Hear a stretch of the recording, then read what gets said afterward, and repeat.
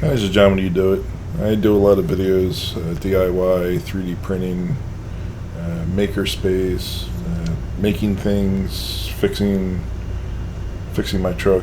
In this video, I show you how I use the pressure washer to clean stucco before I paint.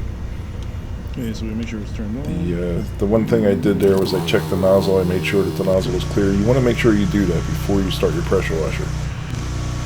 I think every time I've started my pressure washer, it's been clogged, and I forgot, and it's really a bear. You have to wait for the pressure to die down. It causes a dangerous situation.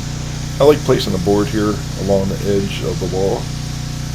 That keeps a splashback from occurring when the pressure washer is used towards the bottom. So if you like this video, give it a thumbs up. If you didn't like it, give it a thumbs down. Most importantly, hit that subscribe button and check back later.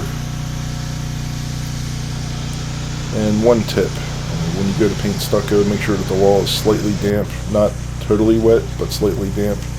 The paint will spread out a lot easier. I found that out from my neighbor. So, thanks for watching.